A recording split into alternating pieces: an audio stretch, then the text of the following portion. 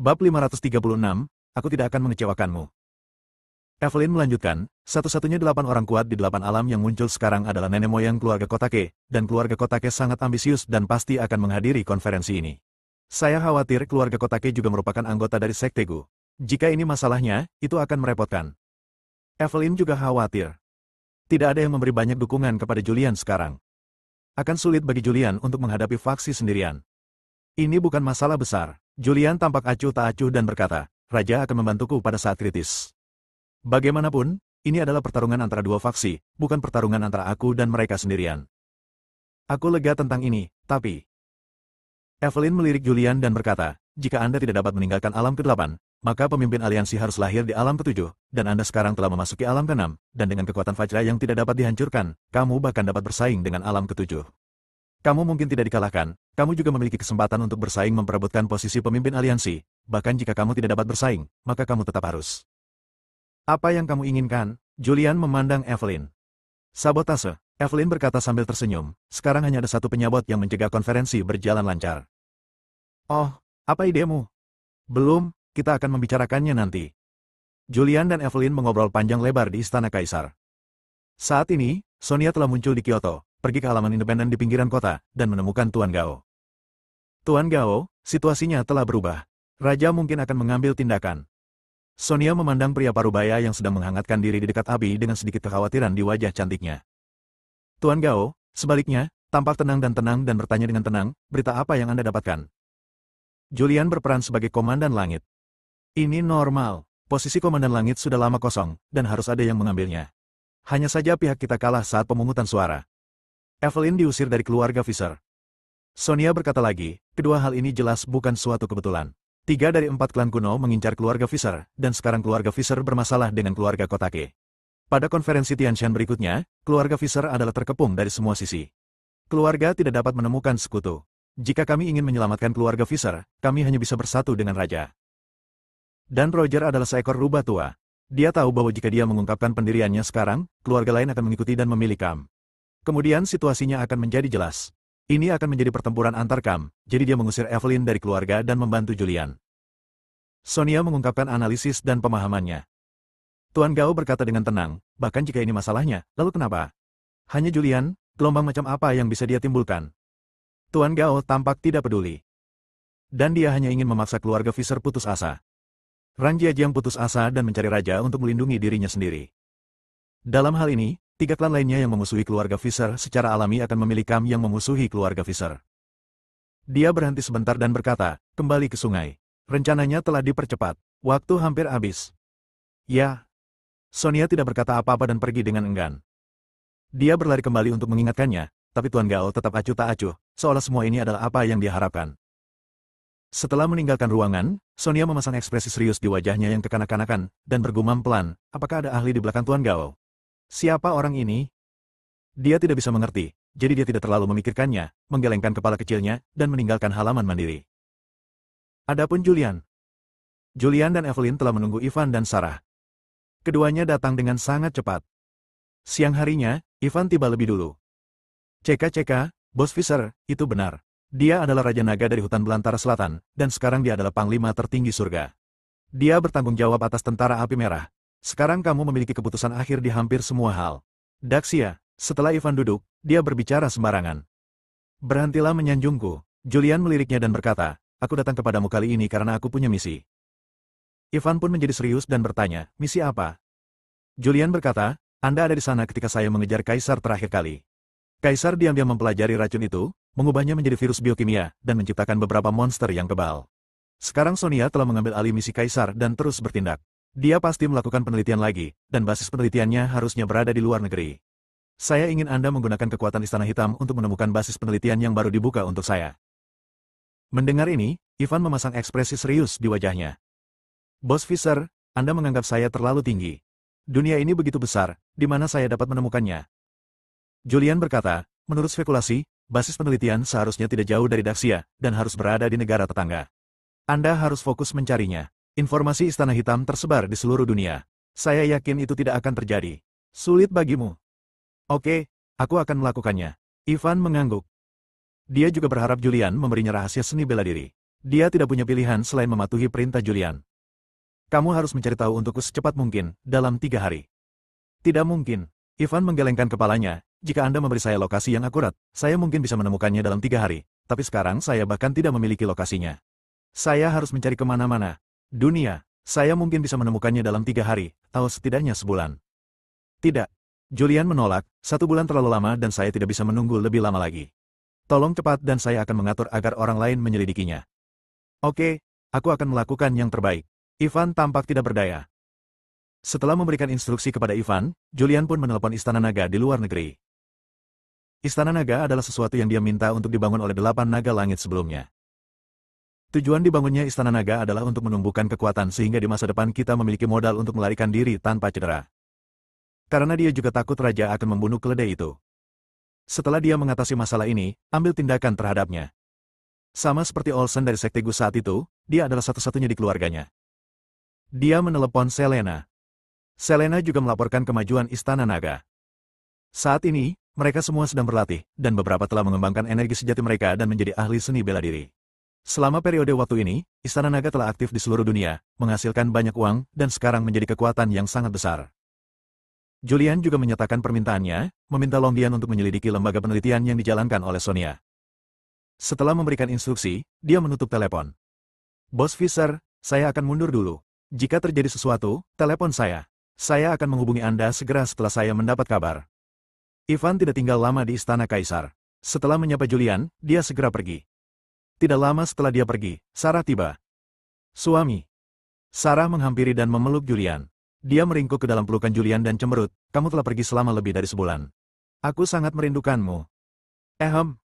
Evelyn terbatuk pelan dan berkata, kita sedang membicarakan masalah bisnis. Jika kita ingin akrab, kita harus menunggu sampai malam.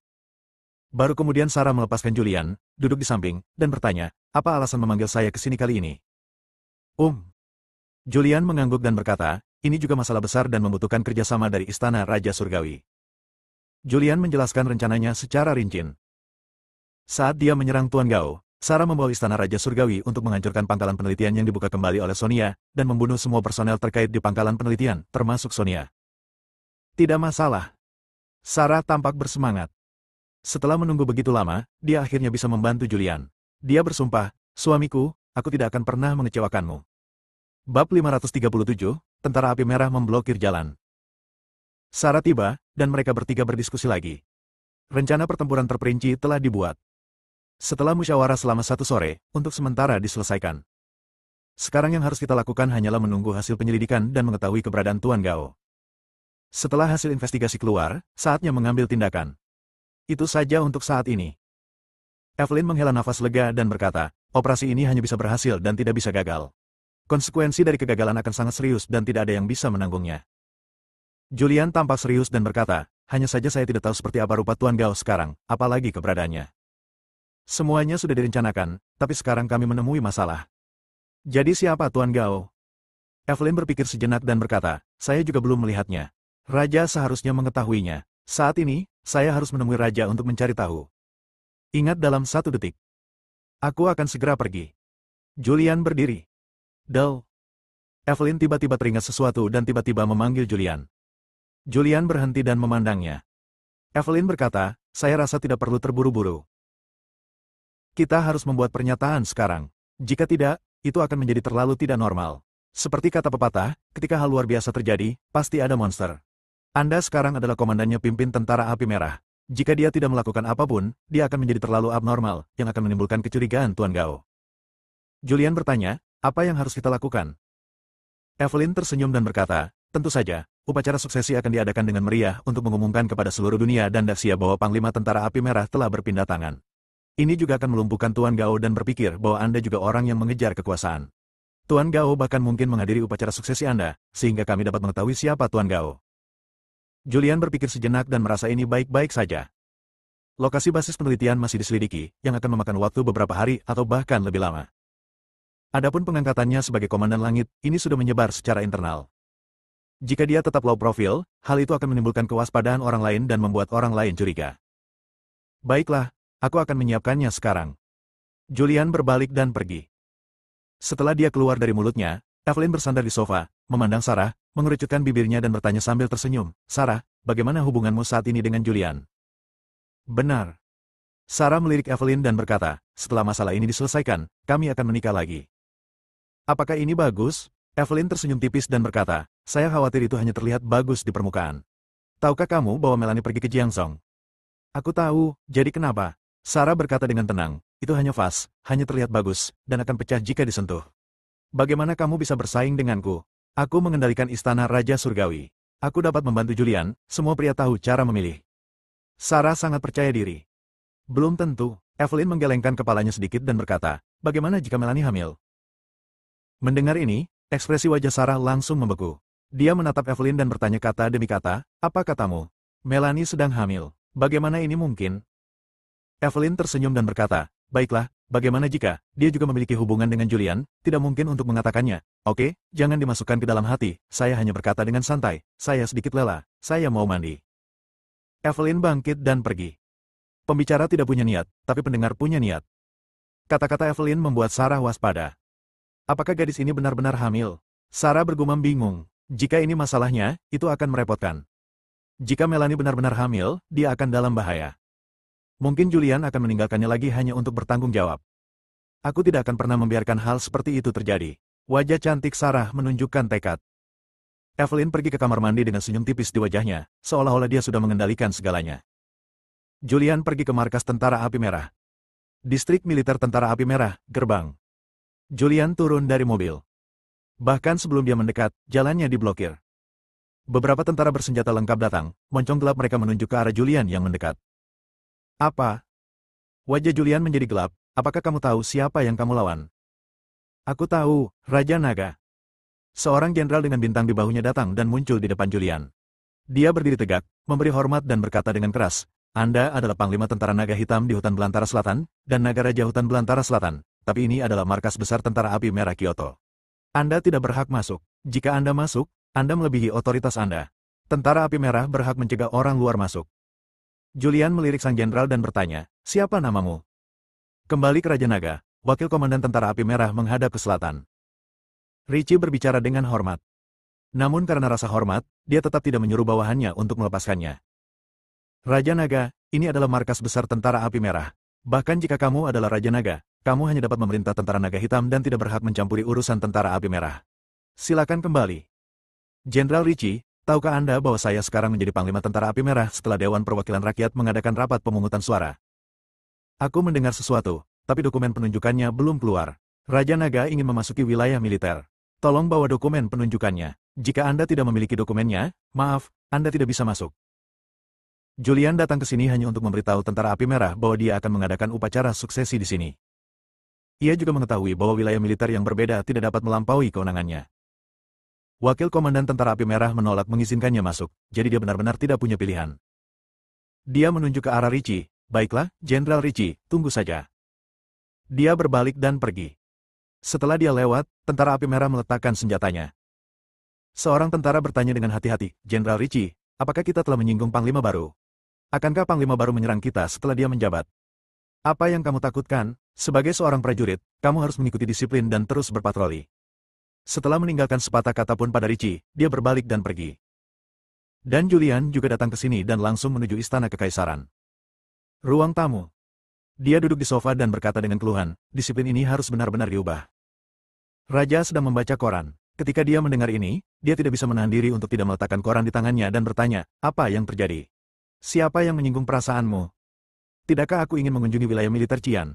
Aku sudah bertahun-tahun tidak ke sana, tapi aku diblokir. Bahkan Raja Naga berani menghalangi jalan. Raja tersenyum dan berkata, ini normal. Kamp militer di berbagai tempat terpisah.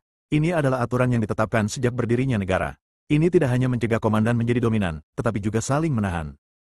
Julian bertanya, kapan dokumen penunjukan akan dikeluarkan?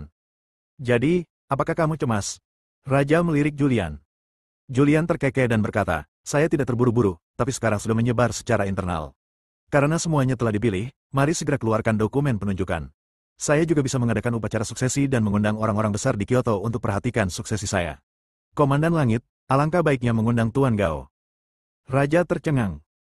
Tiba-tiba ia teringat sesuatu dan berkata sambil tersenyum, baiklah, besok pagi kita akan rapat untuk membuat surat penunjukan. Setelah ketiga pihak mencapnya, akan dikirimkan kepada Anda. Julian juga tahu bahwa sangat merepotkan untuk menjadi komandan umum. Pertama, perlu ada pertemuan untuk memilih. Setelah pemungutan suara disahkan, masih ada 3 partai yang perlu mencapnya. Mereka masing-masing adalah raja, pemerintahan, dan tentara. Baru setelah mendapat persetujuan ketiga pihak barulah pejabat tersebut dapat menjabat. Kalau begitu aku akan menunggu kabar baikmu. Julian berdiri dan pergi. Ketika dia pergi, dia juga mengambil rokok khusus di meja raja. Bab 538, Kalian Sejati Xuanling. Julian mengambil rokok dan meninggalkan istana kekaisaran. Setelah berjalan keluar, bayangan itu mengikuti dan berteriak, Julian. Julian berbalik, memasukkan tangannya ke dalam saku celananya, dan bertanya, apa, ada yang salah? Shadow melihat sekeliling, menarik Julian ke suatu tempat tanpa penjaga, dan bertanya dengan suara rendah, Raja ingin mengetahui rencanamu secara keseluruhan. Julian berkata dengan tenang, belum ada rencana. Kami akan membicarakannya setelah saya mengambil alih sebagai Panglima Tentara Api Merah. Kenapa? Kamu bahkan tidak percaya Raja? Shadow mengerutkan kening. Julian berkata, bagaimana bisa? Saya sebenarnya belum merencanakan apapun. Masalah ini bukan masalah sepele. Kita tidak bisa gegabah. Kita perlu mempertimbangkannya dalam jangka panjang. Ketika saya punya rencana, aku pasti akan memberitahu Raja, dan jika perlu, aku akan membutuhkan bantuan Raja. Kamu nak, Shadow tampak tak berdaya. Ngomong-ngomong, Julian tiba-tiba teringat sesuatu dan bertanya, saya tahu ada seseorang di belakang Raja. Jika tidak ada siapapun, dia tidak akan berkuasa saat itu. Siapa orang yang mendukung Raja di belakangnya? Saya hanya mendengar tentang dia. Siapa namanya, Tuan Long, dan di mana dia? Shadow tampak serius dan berbisik, Julian, jangan tanya apa yang tidak boleh kamu tanyakan. Cepat atau lambat kamu akan tahu apa yang harus kamu ketahui. Julian mengangkat bahu dan berkata, saya tahu Anda tidak akan mengatakannya, jadi saya mengucapkan selamat tinggal. Dia berbalik dan pergi. Bayangan itu mengawasinya pergi sebelum berbalik dan masuk. Raja. Setelah memasuki rumah, dia tampak penuh hormat. Raja bertanya, apakah Julian mengatakan sesuatu? Shadow menggelengkan kepalanya dan berkata, dia tidak mengatakan apa-apa, dan dia juga bertanya tentang identitas dan latar belakang Tuan Long. Ya. Raja tercengang. Ketika Julian bertanya tentang Tuan Long, dia benar-benar tidak menduganya. Apakah menurutmu Julian dapat diandalkan? Sekarang dia adalah Raja Naga, yang bertanggung jawab atas hutan belantara selatan, dan sekarang dia adalah Panglima Tentara Api Merah. Tentara Api Merah berpangkalan di Kyoto. Jika dia menyatukan Tentara Naga Hitam dan Tentara Api Merah, dia akan melancarkan serangan bersenjata, maka Daxia mudah dia dapatkan. Raja tampak khawatir. Shadow tertegun. Dia tidak menyangka Raja akan benar-benar mengkhawatirkan hal ini. Dia memikirkannya dan berkata, bukankah Raja memperhatikannya datang jauh-jauh? Julian seharusnya tidak menjadi orang seperti itu. Itu saja, tetapi orang-orang akan berubah. Ketika mereka memiliki kekuasaan tertinggi, keserakahan juga akan tumbuh. Jika dia memiliki ide seperti itu, maka 3 faksi akan dibentuk di negara ini, keseimbangan akan rusak sepenuhnya, dan Daxia akan sepenuhnya perang. Hasil akhirnya, tidak ada yang bisa memprediksinya. Shadow berkata, Julian seharusnya tidak menjadi orang seperti itu. Jika dia benar-benar memiliki pemikiran seperti itu, maka kita harus menyingkirkannya sebelum dia mengambil tindakan. Raja berhenti dan berkata, mari kita lihat dulu lalu bicara. Saya akan meminjam tangannya untuk menyingkirkan Tuan Gao dan merusak keseimbangan yang ada. Pemilu kurang dari setahun lagi. Sebelum pemilu, rangkaian pemilu ini masalah harus diselesaikan. Julian tidak tahu bahwa Raja mencurigainya. Dalam perjalanan pulang, dia juga memikirkan Raja. Dia juga mendengar tentang apa yang terjadi ketika Raja berkuasa 30 tahun yang lalu. Saat itu, Naga Hitam yang menjabat meninggal. Naga Hitam yang menjabat pasti menjadi korban politik. Dan pasti ada cara yang tidak terhormat bagi Raja untuk naik tahta. Tanpa sadar, dia kembali ke istana kaisar. Rumah besar ini sangat besar. Di halaman, Sarah sedang berlatih. Dia melihat tubuhnya melayang di udara 1 meter di atas tanah. Rambut hitam panjangnya berdiri. Ada aura kuat yang meresap ke tubuhnya aura ini. Berkibar di tubuhnya. Julian berhenti sebentar dan melihat ke arah Sarah yang sedang berlatih. Sarah juga memperhatikan kembalinya Julian, dan segera berhenti, tubuhnya mendarat, dan dia berdiri kokoh di tanah. Dengan ekspresi gembira di wajahnya, dia berjalan mendekat dan berteriak, suamiku, kamu kembali.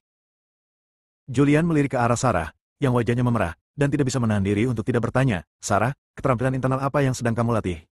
Aura di tubuhmu sangat aneh sekarang. Sarah menjelaskan, inilah yang diajarkan kakek saya. Kumpulan seni bela diri ini disebut Xuanling Zhenggong.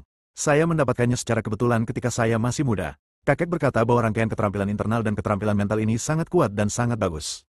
Energi internal dipupuk di dalam hati, dan energi sejati yang dihasilkan sangat kuat. Jika Anda mempraktikannya secara ekstrim, Anda dapat mengembangkan energi sejati roh misterius. Apakah itu sangat kuat? Julian sedikit mengernyit. Ya, itu sangat kuat. Sarah berkata, keterampilan sejati Xuanling cocok dengan telapak tangan Xuanling, tapi saya belum mencapai tingkat kultivasi. Yang disebut Xuanling Zhengong adalah seni bela diri yang diciptakan oleh generasi iblis. Sebuah suara datang. Julian mendengar suara itu dan menoleh. Seorang wanita datang. Dia mengenakan satu set piyama merah, dan rambut panjangnya yang berwarna kastanya tersebar dengan santai. Julian bertanya, apakah Anda juga mengetahui kekuatan sebenarnya dari Xuanling? Evelyn mengangguk, melirik ke arah Sarah, dan kemudian berkata, menurut buku kuno, 800 tahun yang lalu, iblis muncul di dunia seni bela diri. Pria ini kejam dan bengis, membunuh orang tanpa berkedip, dan bela dirinya seni tidak ada bandingannya di dunia. Di dunia seni bela diri, tidak ada yang menjadi lawan. Pada akhirnya, orang terkuat di dunia bersatu dan bertarung dengan iblis selama 8 hari 8 malam, dan akhirnya membunuh iblis itu aktif, keterampilan sejati Xuanling dan telapak tangan Xuanling menghilang dari dunia. Saya tidak tahu dari mana Dimitri mendapatkan rangkaian seni bela diri ini. Dia melepaskan seni bela diri keluarga Fisher dan mulai mempraktikkan rangkaian keterampilan sihir ini. Dia menjadi murung dan mulai membunuh orang-orang di dalam keluarga. Kakek dijebak. Julian mengerutkan kening dan berkata, itu karena seseorang menyerang kakek secara diam-diam sehingga dia menjadi gila dan kehilangan akal sehatnya. Inilah yang dikatakan Dimitri kepada Julian dan Sarah. Hanya Dimitri sendiri yang mengetahui kebenarannya. Kemudian dia melihat ke arah Sarah dan bertanya, Sarah, apakah kamu tidak merasakan adanya ketidaknyamanan di tubuhmu saat kamu berlatih? Tidak, Sarah juga tampak bingung dan berkata, saya tidak merasakan ketidaknyamanan apapun di tubuh saya. Julian juga meliriknya dan berkata, saya hanya merasakinya agak aneh. Selain itu, tidak ada yang abnormal. Dan saya tidak percaya pada keterampilan sihir apapun. Kuncinya adalah melihat orang. Jika pikiran tidak benar, meskipun itu adalah kultivasi, seni bela diri ortodoks juga bisa menjadi iblis. Anda tidak bisa mengatakan itu. Evelyn mengoreksi, alasan mengapa keterampilan sihir disebut keterampilan sihir adalah karena setelah berlatih, energi sebenarnya akan mempengaruhi penilaian seseorang, mempengaruhi saraf seseorang, dan melakukan beberapa hal yang luar biasa yang akan datang. Julian tidak setuju dengan pandangan Evelyn. Seni bela diri hanyalah alat bantu, hanya sarana untuk meningkatkan energi sejati Anda. Kuncinya adalah melihat orangnya. Suamiku, menurutku tidak ada yang salah dengan Xuanling Zeki ini. Evelyn berkata, mungkin Julian benar, kuncinya adalah melihat orang yang mempraktikannya, tetapi Xuanling Zhengong sangat terkenal dalam sejarah, terutama telapak Xuanling yang kejam dan menyeramkan, Anda tetap harus melakukannya saat berlatih hati-hati, jika badan terasa tidak nyaman, sebaiknya segera berhenti berlatih. Sarah mengangguk, baiklah, saya akan berhati-hati. Evelyn melanjutkan, kesampingkan faktor-faktor eksternal ini, dalam hal kekuatan roda, Xuanling Zhengong dapat menempati peringkat tinggi dalam sejarah. Lagi pula, dalam catatan sejarah, hanya sedikit orang yang telah mencapai puncak alam ke-8. Dan iblis yang menciptakan keterampilan sejati Xuanling adalah pembangkit tenaga listrik yang tak tertandingi yang berada di puncak alam ke-8 dan sangat dekat dengan alam ke-9. Bab 539, Mengajar Tiangan Qigong. Evelyn dibesarkan di keluarga Fisher. Keluarga Fisher adalah keluarga kuno, dan keluarga tersebut telah mewariskan banyak buku, termasuk apa yang terjadi di setiap periode. Dia mungkin tidak mengetahui hal lain, tetapi dia telah membaca catatan tentang kekuatan sebenarnya Xuanling. Dia melirik ke arah Sarah dan melanjutkan, saya membaca catatan bahwa telapak tangan Xuanling itu ganas dan ganas. Saat Anda berlatih Xuanling Zeki hingga tingkat daceng, energi sejati Anda menjadi ganas. Xuanling Zeki bekerja sama dengan telapak tangan Xuanling.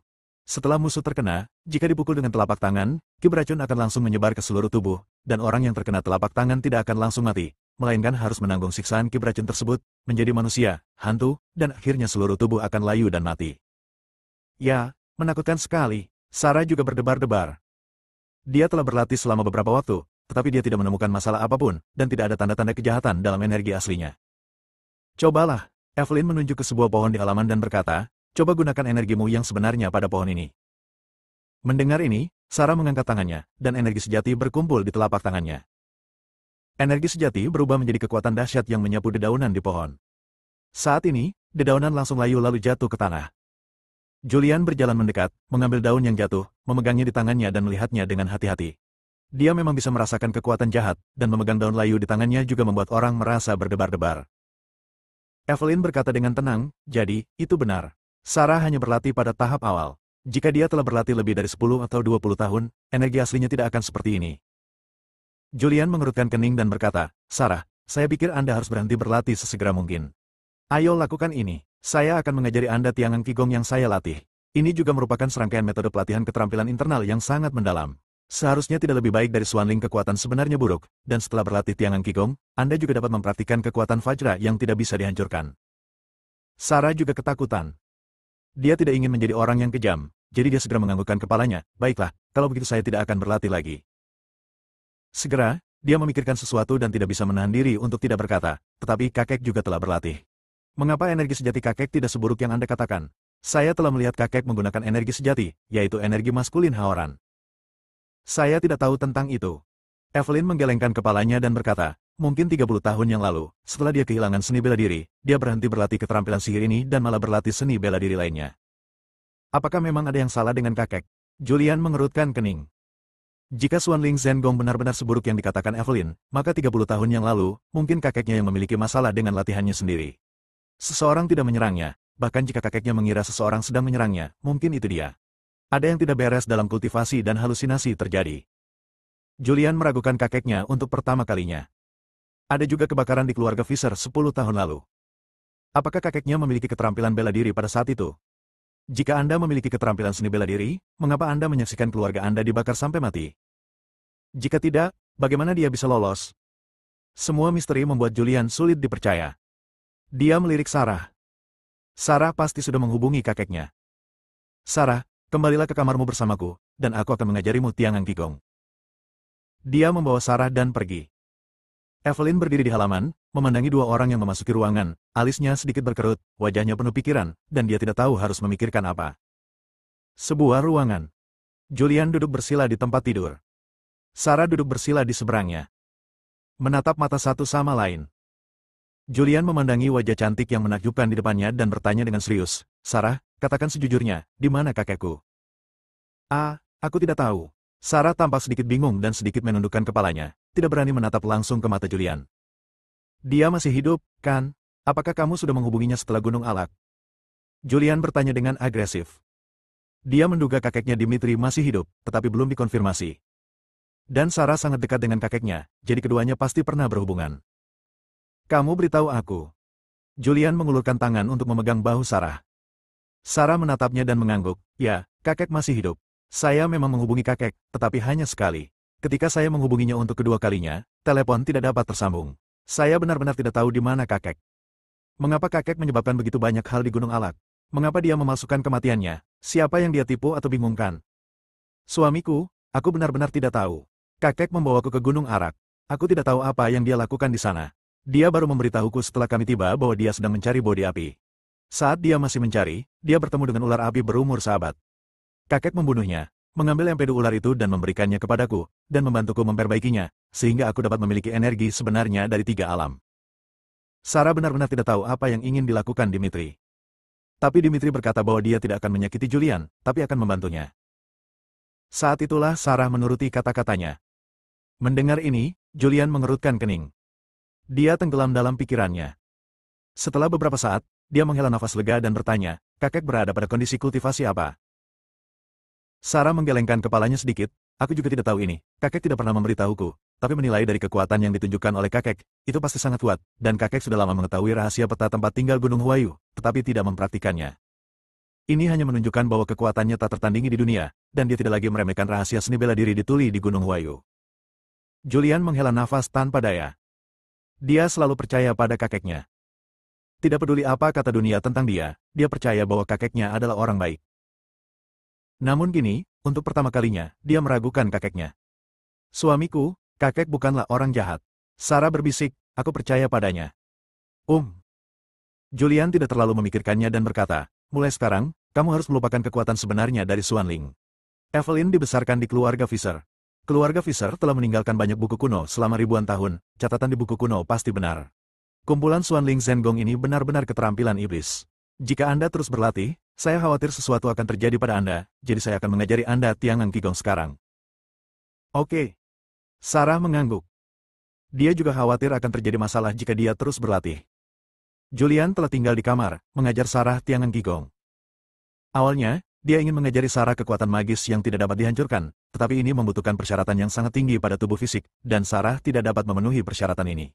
Mempraktikannya secara paksa hanya akan merusak tubuh fisik. Malam berlalu dengan tenang. Malam demi malam pengajaran dan bimbingan. Sarah awalnya memahami metode keberuntungan Tiangan Qigong. Saat itu fajar, dan matahari bersinar masuk melalui celah-celah jendela. Julian menyelesaikan pekerjaannya dan bertanya, apakah kamu ingat semuanya? Sarah menganggukkan kepala kecilnya, baiklah, saya sudah hafal jalan keberuntungan. Julian berdiri dan berkata, berlatihlah dengan giat, dan energi sejati perlahan-lahan akan berubah dan menjadi energi sejati Tiangang. Jika Anda berlatih keras, menerobos 4 alam dan alam kelima bukanlah mimpi. Jika Anda benar-benar mencapai ini alam, Anda dapat memperlambat penuaan sel. Bahkan setelah beberapa dekade, Anda masih secantik bunga. Sarah berdiri. Keduanya berjalan keluar bersama. Evelyn sudah lama bangun. Dia mengenakan satu set pakaian kasual, rambut panjang berwarna kastanye diikat menjadi ekor kuda, dan dia memiliki aura seorang gadis muda dan cantik. Melihat kedua orang itu berjalan keluar, dia yang sedang duduk di pavilion juga berdiri, dengan senyuman di wajahnya yang cantik, dan berkata, Saudara Fisher, pagi-pagi sekali, ada kabar dari aula besar bahwa Raja mengadakan pesta. Pertemuan, diumumkan pada pertemuan tersebut bahwa Anda akan bertugas sebagai Tianxiang dan bertanggung jawab atas Tentara Api Merah, dan sekarang ketiga pihak telah menyegelnya. Bab 540, Suksesi Panglima Tertinggi. Pemirsa, selamat datang di Berita Pagi Gritsia. Pagi ini, pejabat tertinggi Daxia, Raja Daxia, mengadakan pertemuan di aula besar. Mari kita lihat isi pertemuannya. Dalam video tersebut, Raja mengenakan jas hitam, menyisir rambutnya, menghadap kamera, dan berkata dengan lantang, beberapa waktu lalu, Panglima Tentara Api Merah, Kaisar, melakukan kejahatan besar dan diampuni dari posisi Panglima tertinggi. Setelah dipertimbangkan oleh Kongres, dia Julian, Panglima Tentara Naga Hitam Hutan Belantara Selatan, sekarang ditunjuk sebagai Panglima baru Tentara Api Merah. Dalam video tersebut juga terdapat adegan perangko dari 3 pihak. Ketika berita itu tersiar, bangsa ini terkejut. Apa yang terjadi? Mengapa Julian tiba-tiba menjadi Panglima Tentara Api Merah? Bukankah dia diturunkan pangkatnya? Apakah dia bangkit kembali? Semua forum militer besar dan forum gosip membahas penunjukan Julian. Segera setelah itu, negara tersebut kembali mengadakan konferensi pers. Pada konferensi pers, diumumkan bahwa Julian selalu menjadi Panglima tertinggi Tentara Naga Hitam di Hutan Belantara Selatan. Dia juga mengatakan bahwa orang yang menyelidiki Kaisar adalah Julian, dan orang yang membunuh Kaisar juga Julian. Orang-orang di seluruh negeri berdiskusi dan bersorak. Saat ini, surat pengangkatan telah diserahkan ke tangan Julian, buku. Julian melihat surat pengangkatan yang dikirimkan kepadanya, dengan sedikit kegembiraan di wajahnya, buku. Evelyn berkata sambil tersenyum, Saudara Fisher, selamat. Mulai hari ini, Anda akan menjabat sebagai 2 komandan sekaligus. Anda akan menjadi orang paling berkuasa di Daxia. CK, Panglima Tertinggi Naga Hitam Tentara dan Panglima Tentara Api Merah. Panglima Angkatan Darat, jika kita menyatukan kedua pasukan, kita dapat merebut kota Kyoto dalam hitungan detik, pindah ke Istana Kekaisaran, dan memaksa pasukan Raja untuk menyerahkan tahtanya. Ini akan mudah. Julian memutar matanya ke arahnya dan mengingatkan, kamu boleh makan makanan sembarangan, tapi kamu tidak boleh berbicara omong kosong tentang itu. Ini pengkhianatan. Katakan saja padaku, ini bukan masalah besar.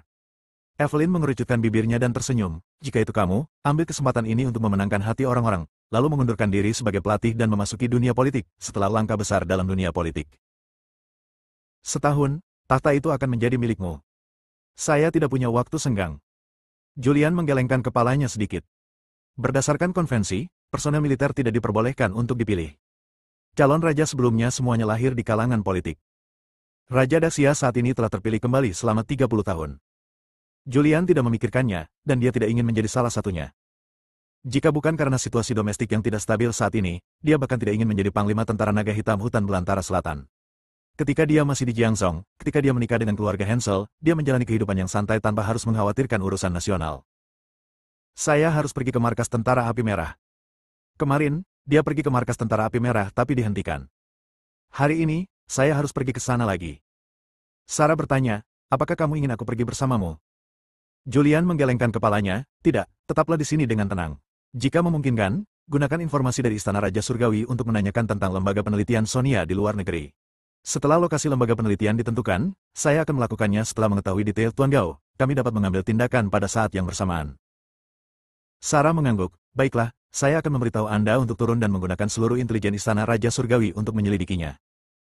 Julian merasa lega ketika Istana Raja Surgawi diberangkatkan. Kini ketiga pihak telah pergi untuk menyelidiki bersama. Aula Hitam, Aula Naga, Aula Raja Surgawi. Ketiga pihak diberangkatkan pada waktu yang sama. Tidak peduli seberapa hati-hatinya Sonia mengaturnya, dia masih bisa mengetahuinya. Julian tidak banyak bicara, berbalik dan pergi. Begitu saya keluar dari istana kaisar, saya melihat ada banyak mobil mewah yang diparkir tidak jauh dari situ, dan banyak orang kaya berdiri di depan mobil mewah itu. Mobil mewah termurah ini dibanderol dengan harga puluhan juta, bahkan banyak juga yang edisi terbatas seharga puluhan hingga ratusan juta. Julian tidak bisa menahan diri untuk tidak mengangkat sudut mulutnya ketika dia melihat mobil mewah di kejauhan. Dia sudah menduga adegan ini. Begitu berita ini diumumkan, keluarga besar di Kyoto pasti akan menjilatnya. Dia memasukkan tangannya ke dalam saku dan berjalan mendekat. Di depan mobil mewah itu, banyak orang penting di Kyoto berdiri. Mereka yang bisa datang ke sini untuk melihat Julian semuanya kaya dan berkuasa. Pada saat itu, seorang wanita cantik berusia 20-an, mengenakan gaun biru langit, dengan sosok yang bagus dan temperamen yang luar biasa datang. Dia menyapa Julian dengan senyum cerah di wajahnya. Julian, kita bertemu lagi. Orang ini adalah Megan. Dia adalah ketua Jiangzong umur panjang Pharmaceutical. Setelah umur panjang Pharmaceutical terpaksa mundur dari Jiangzong, dia kembali ke keluarga Lin di Kyoto. Ketika dia mengetahui bahwa Julian adalah komandan langit, dia berdandan secara khusus. Dengan senyum cerah di wajahnya, dia tampak seperti sangat akrab dengan Julian. Julian melirik Megan, mengangkat sudut mulutnya, dan tersenyum tipis. Megan, kan? Aku ingat kamu. Ketika kamu berada di Jiangzong sebelumnya, kamu menambahkan penghinaan pada luka dan menempatkan keluarga Hansel ke dalam krisis. Kamu membawa Sarah. Ada banyak masalah yang datang. Mendengar ini, senyuman di wajah Megan mengeras. Dia buru-buru menjelaskan, Julian, dengarkan aku. Apakah kamu juga memanggilku Julian? Wajah Julian menjadi gelap. Megan segera mengubah kata-katanya, Komandan Langit. Keluarga Turner, aku akan mengurusnya perlahan. Julian mendengus dingin. Wajah cantik Megan sedikit berubah. Dia datang ke sini hanya karena dia mengenal Julian sebelumnya dan ingin menjilat dan berteman dengannya. Selama mereka berteman dengan Komandan Langit yang baru dan Raja Naga dari hutan belantara selatan, keluarga Lin dapat terus berjaya selama beberapa dekade. Tapi saya tidak menyangka Julian begitu pendendam dan mengingat hal-hal terkecil sekalipun Jiangzong. Komandan Langit, Sarah dan saya memiliki hubungan yang sangat baik. Kami adalah teman baik yang membicarakan segalanya. Hubungan yang baik? Julian meliriknya dan berkata dengan tenang, jika kita memiliki hubungan yang baik, dia tidak akan menambah hinaan saat aku dalam masalah. Julian bergerak maju dengan langkah besar. Komandan Langit, apakah kamu masih mengingatku? Seorang pria tampan berusia 20-an datang. Anda, bos restoran lezat Jiangzong, Tuan Gu. Julian berkata dengan tenang, Anda bukan orang jahat. Mendengar ini, wajah Rommel dipenuhi kegembiraan. Para petinggi lainnya yang hadir tampak iri. Keluarga Gu ini akan makmur. Ada juga seorang pria parubaya gemuk di antara kerumunan itu. Dia adalah Henry, ketua grup Qianjun di Jiangzong. Dia juga ingin membangun hubungan dengan mengandalkan kenalan lamanya dengan Julian kesalahan masa lalu. Dia tidak berani berdiri lagi. Rommel berkata tepat waktu, Komandan Langit, seperti ini. Beberapa hari lagi kakekku akan berulang tahun ke-80. Mari kita lihat apakah kamu bisa meluangkan waktu untuk mengunjungi rumahku. Ini tidak akan menyita banyak waktumu. Mari kita bicara, hanya beberapa kata. Rommel memandang Julian dengan penuh semangat. Dia takut Julian akan menolak. Julian berkata sambil tersenyum, tidak peduli berapa umur saya, tidak masalah, saya pasti akan berada di sana ketika saatnya tiba. Begitu kata-kata ini keluar, orang-orang kaya yang hadir kembali iri. Keluarga kuno ini benar-benar mengalami kemajuan pesat dalam bidang kedokteran. Mulai sekarang, dengan Raja Naga dan Panglima Surgawi yang merawatnya, akan sulit baginya untuk tidak mencapai kesuksesan besar. Raja Naga, Komandan Langit, ini aku Magnus, aku pernah bertemu denganmu sebelumnya. Seorang pria muda datang dan mulai mendekati Julian. Dia adalah Magnus. Melanie hampir bertunangan dengannya. Evelyn lah yang menyabotase pernikahan tersebut dan pernikahan tersebut tidak terwujud. Julian memandang Magnus, itu anakmu, ada apa? Raja Naga, Komandan Langit, Melanie dan aku benar-benar salah paham. Jika aku tahu bahwa dia sudah menjadi wanitamu, aku tidak akan berani berpikir salah tentang dia. Itu tidak membuat kesalahan besar. Aku datang ke sini khususnya mengakui kesalahanku. Saat dia berbicara, dia berlutut. Raja Naga, aku menyadari kesalahanku. Mulai hari ini, aku akan menjadi seekor anjing di sisimu, guk-guk-guk. Julian mengerutkan kening dan berkata, kamu harus memperhatikan citramu. Aku adalah Raja Naga dan Panglima Surga. Jika ini menyebar, bukankah itu akan membuat orang-orang Daxia menertawakanku dan bergegaslah dan ikuti aku. Bersambung.